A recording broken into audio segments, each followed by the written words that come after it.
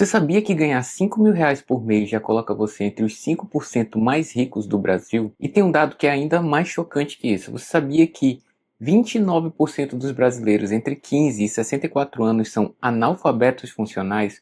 Ou seja, eles não conseguem interpretar criticamente nenhum texto simples do dia a dia? Isso dá quase 3 em cada 10 adultos. Hoje eu vou te mostrar como o nível de alfabetismo dita o seu lugar na pirâmide de renda e por que a educação é o que te protege de cair nos golpes que dominam a internet hoje em dia. Até o final do vídeo você vai entender melhor como grandes indústrias fazem uma fortuna se aproveitando de pessoas que são pouco instruídas. E eu também vou te mostrar como aquele discurso de que estudar é perda de tempo, larga tudo, vai empreender, vai viver da internet, que é vendido por alguns gurus e coaches por aí, pode ser na verdade uma grande armadilha. Então vem comigo e vamos explorar esse tema. Antes de mais nada, deixa eu me apresentar. Eu sou o Rodrigo. Nesse canal aqui eu uso dados reais para falar sobre carreira, tecnologia, cotidiano e eu tento ajudar as pessoas naquelas decisões que moldam a vida. Voltando para o assunto. O indicador de alfabetismo funcional, ou INAF, divide a população de 15 a 64 anos em 5 níveis de alfabetismo. O primeiro nível é analfabeto, o segundo é rudimentar,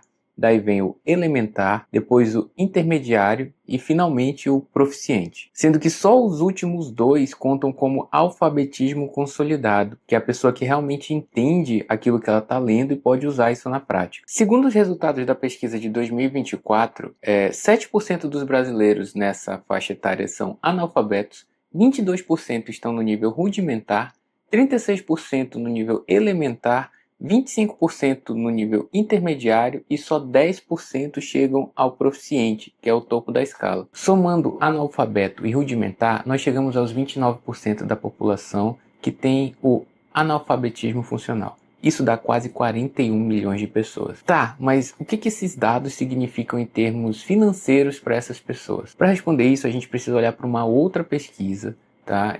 Que é a pesquisa que mostra a renda média do brasileiro. O IBGE divulgou o resultado da Pesquisa Nacional por Amostra de Domicílios Contínua, que é o PNAD contínuo, que revelam que a renda média por pessoa no Brasil é de R$ 2.264 por mês. Mas a mediana, que é o valor que separa a metade da população da outra metade, é só de R$ 1.311 por pessoa. Agora presta muita atenção nisso daqui. Os 10% mais ricos do Brasil tiveram um rendimento médio de R$ 3.590 por pessoa em 2025. Os 5% mais ricos ganham a partir de R$ 5.519. E para entrar no 1% do topo, esse valor é de R$ 24.973. Hoje, os 10% mais ricos concentram quase 40% de toda a renda do país, enquanto os 70% mais pobres dividem cerca de 33% dela. Presta atenção aqui no que eu estou te dizendo. Se a gente imaginar a população inteira do Brasil como se fosse um único grupo de 10 pessoas, a pessoa mais rica tem sozinha mais dinheiro que as 7 mais pobres juntas. Você está entendendo? Que país é esse que você vive? Então, antes de sair ouvindo coaches por aí, gurus dizendo que hoje em dia qualquer um pode fazer 10 mil facilmente, que enquanto você não tiver 1 milhão na conta você é um merda, enfim, qualquer baboseira desse tipo, então você olha a realidade do país que você vive com dados de verdade. Agora que você tem uma noção melhor do que é a pirâmide de renda do Brasil, a gente pode voltar para os dados do INAF. Vamos lá, onde que os analfabetos funcionais se encontram na pirâmide de renda? Infelizmente, bem na base. O próprio INAF cruzou dados do alfabetismo com a renda familiar e aí a gente tem um retrato que é muito claro. 65% dos brasileiros analfabetos vivem com até um salário mínimo. Este número sobe para 84% quando você inclui até 2 salários mínimos. Vale ressaltar que aqui a gente está considerando a renda familiar, ou seja, é a soma da renda de todo mundo que trabalha na casa. Diferente da pesquisa do IBGE, que faz o cálculo por pessoa. Para ficar bem claro, se uma família constituída por 4 pessoas tem uma renda familiar de R$ 4.000, para o INAF, o valor usado é de 4 mil. Já para o IBGE, seria de R$ 1.000, que seria a renda total dividida pelas 4 pessoas que compõem a família. Agora, voltando para os números. Na outra ponta do alfabetismo, ou seja, nas pessoas que são proficientes, 72% de quem é proficiente tem renda familiar acima de 2 salários mínimos. Só 7% dos analfabetos passam disso. O nível de alfabetismo não é uma nota escolar somente. Ele empurra a pessoa para a base ou para o topo dessa pirâmide. E é por isso que a educação é a única coisa que historicamente muda essa renda de lugar. Dados do IBGE também mostram que quem tem ensino superior completo ganha em média 126% a mais do que quem só tem ensino médio. E 305% a mais do que quem não tem instrução formal nenhum. Ter um diploma ainda é o caminho mais seguro para quem quer sair da base dessa pirâmide. Antes da gente continuar, se esse tipo de conteúdo é um conteúdo que faz sentido para você, vai me dar uma força aí, se inscreve no canal, agradeço demais seu apoio, tá? Agora segue comigo que a gente vai para a parte mais importante desse vídeo agora. Para quem está na base dessa pirâmide, a internet não aparece como uma ferramenta de ascensão. Na verdade, ela chega como uma vitrine de promessa de mudança de vida fácil. E não é coincidência. Hoje, 90% dos brasileiros usam a internet, incluindo 73% dos analfabetos funcionais. O WhatsApp sozinho chega a 70% desse grupo. Por quê? Porque ele é visual, porque você manda mensagem por áudio, não exige muita leitura. Qual que é o problema disso? Segundo a própria matriz de habilidades que tem no INAF, reconhecer os riscos na internet, como vírus, golpes, links maliciosos, fake news, é só uma habilidade que é garantida no nível proficiente, ou seja, só 10% da população teria essa habilidade. As pessoas que estão conectadas, elas usam a internet banking, elas fazem Pix, mandam e recebem mensagens, mas a parte que filtra o que é do que não é golpe sequer foi desenvolvida nela. E é aí, meu amigo, que entra em cena um atual e famoso problema chamado casas de aposta. Pode reparar, são cores neon, mascotes simpáticos, é um tigrinho, um porquinho, um leãozinho, um botão gigante falando ganhe até 5 mil reais, depósito via Pix. Tudo isso faz uso de um nível de habilidade digital e cognitivo que quase todo mundo já domina. Mas lá embaixo, escondido em letra miúda, tem um sujeito ao rollover de 50 vezes. Entender essas letras miúdas exige o mesmo nível cognitivo que entender juros,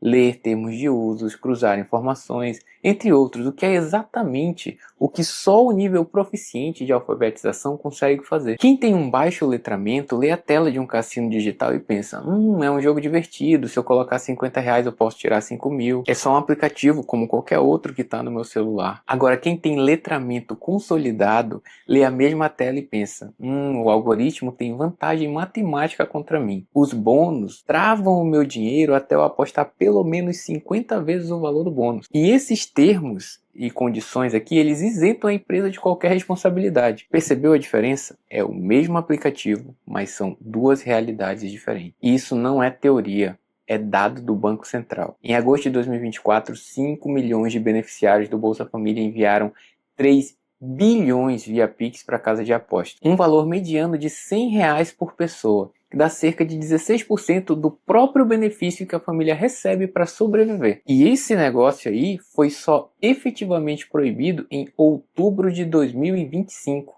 Mais de um ano depois. A Confederação Nacional do Comércio de Bens e Serviços e Turismo estima que 103 bilhões foram perdidos para o varejo só em um ano com isso. Dinheiro que poderia ter virado mercado, remédio, roupa, virou aposta. E as casas de aposta, elas não escolhem essa audiência por acaso. Que não consegue ler os termos de serviço, nem calcular se a probabilidade de ganho é real ou não, é justamente quem deposita de novo, e de novo, e de novo. Agora, voltando para o ponto central.